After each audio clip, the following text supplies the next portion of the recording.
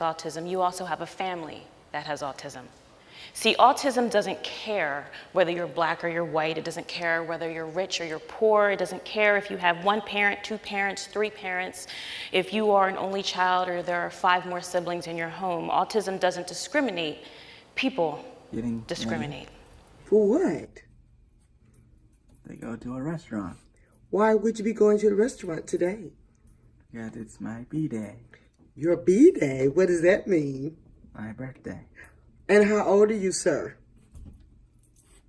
21. 21? What does that mean?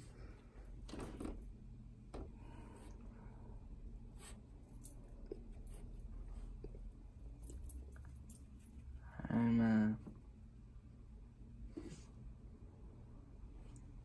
a man. Raising a young, gifted, and black son living with autism comes with its own set of challenges and rewards. It comes with its rules and its expectations. It comes with its own questions. And I grapple with those questions every single day as a parent, as an educator, as an entrepreneur, and as a partner. See, I go across the country, I'm a teacher, and I also go across the country doing workshops and presentations on autism education and culturally responsive teaching. And it hasn't been until recently that those worlds have started to collide as my son, my young black son, is navigating through the educational system. I know that there is a disparity. Research goes back as far as 2007, 2005, that talks about the disparity between diagnosis of white children and black children. And when they present with the same set of symptoms, that children who are black are more likely to be diagnosed with a conduct disorder or an adjustment disorder or an intellectual disability. So when we were thinking about our son and what kind of life he was going to have, it really became important to us to try to learn the language, to navigate the systems, to learn what the doctors were saying, to engage with the community of parents, to really just try to soak up this new life with autism. And the ability to overlook racism. And so when I'm trying to prepare my young, gifted, and black son for the world that is happening around him, am I actually teaching him racism when I try to prepare him? Is pointing out those nuances reinforcing the social caste as a second-class citizen? Am I teaching him racism by telling him that there are people out there who are going to judge you, who are going to misjudge you, who are going to look at your behaviors, your tone, your affect, how you understand the world? Do I tell him that there are people who are threatened by your youth, threatened by your gifts, threatened by your abilities, threatened by your blackness, threatened by your autism? Do I tell him, am I teaching him racism when I tell him that, if I tell him that there are still people out there who believe black to be a physical and intellectual disability? Or do I tell him that disability lies in the people who have those beliefs? See, our family lives by rules. We have rules for everything. We have rules for shaking hands. We have rules for eye contact. We have rules for when people dare you at school, which they're not your friends. We have rules for when teachers use sarcasm. We have rules for making friends, for answering the phone, for giving and receiving compliments. We have rules for school. We have rules for home. We have rules for church. We have rules for shopping. We have rules for parties. We have rules for summer camps. We have rules for everything. So how do I explain the rules of racism? How do I make plain and reveal to him that which is inherently hidden? And what happens when those rules that we establish in our home conflict with the rules that he has somewhere else? So what rules of racism need to be constructed, deconstructed, or reconstructed? See, in our classrooms and in our schools, our students of color, particularly our students with autism of color, do not have the same luxury as their typically developing peers. They don't always understand those nuanced communication patterns that happen, which oftentimes leads to miscues and misunderstandings and misinterpretations. He doesn't really understand the coded language of adults, the hidden curriculum of schools, the implicit bias of racism, unless it's taught unless we make it a rule. Every family has something that works for them that the schools need to really understand. That we have to look at family as first culture and not school as better culture. We have to become culturally responsive in our teaching. We have to develop a self-awareness of our lens and our biases. Otherwise, we will impose those on the children which we are sworn to serve. And we will make sense of their experiences by using our own lenses. Culturally responsive teaching tells us that different is not weird, different is new. Culturally responsive teaching tells us that we have to believe that we can be an agent of change, that we believe that we can make a difference. Culturally responsive teaching also tells us that color blindness is the biggest lie ever. So his blackness matters. His blackness is the difference between the length of his tantrum and how long he's given to recover. Whether his teacher allows him to use his coping skills or whether she's impatient, right? His blackness is the difference between a misunderstanding and what some might then call an altercation.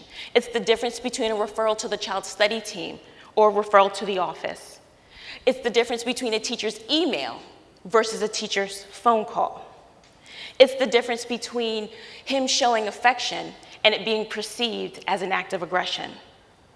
His autism is the difference between your perception and his reality. His blackness is the difference between his life and his death.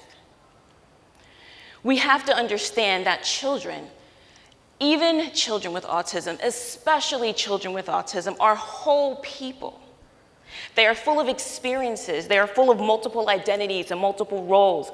Okay, he's a son, he's a brother, he's a student, he's a cousin. There are things and rules that exist outside of the world of school. And understanding that will yield empathy and compassion in our teachers. That will help us make room for the differences. There's no such thing as normal. That normal is quite frankly overrated. Right? That's the best compliment anybody ever gave you. You're normal. What? Everyone has a disability. Everyone sees, hears, thinks, and feels differently about something.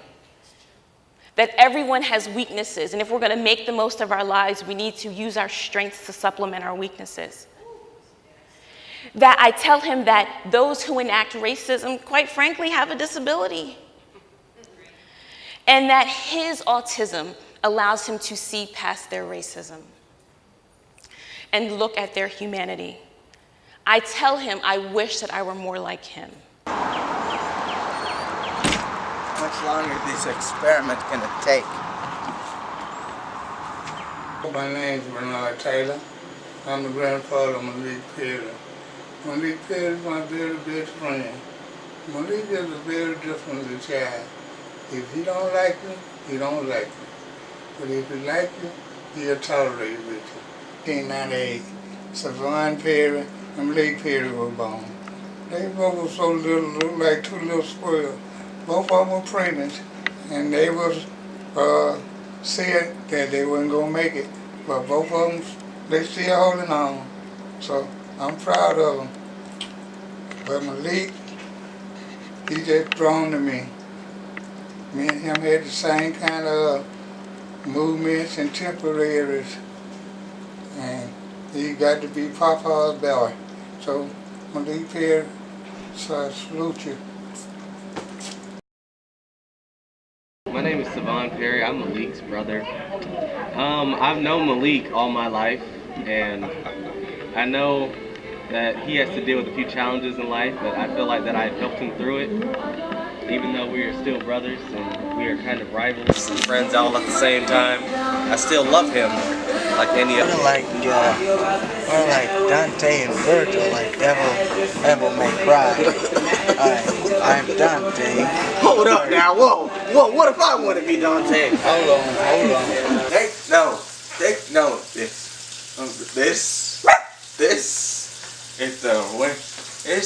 is one of the reasons why I stay in my room all day every day.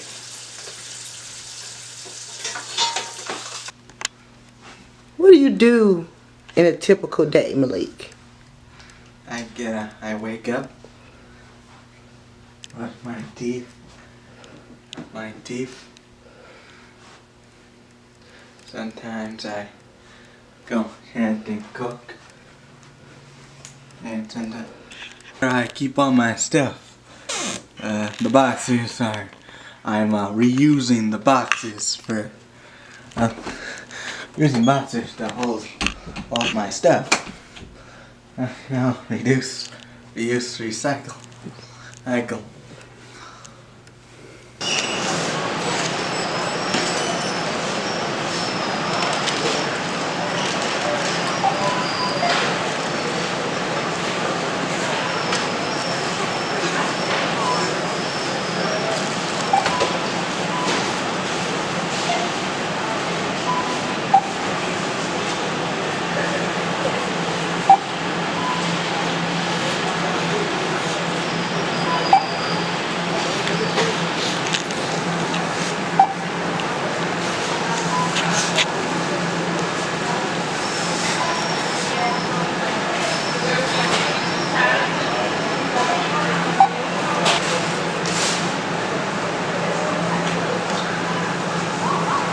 I figured I'd pay bills.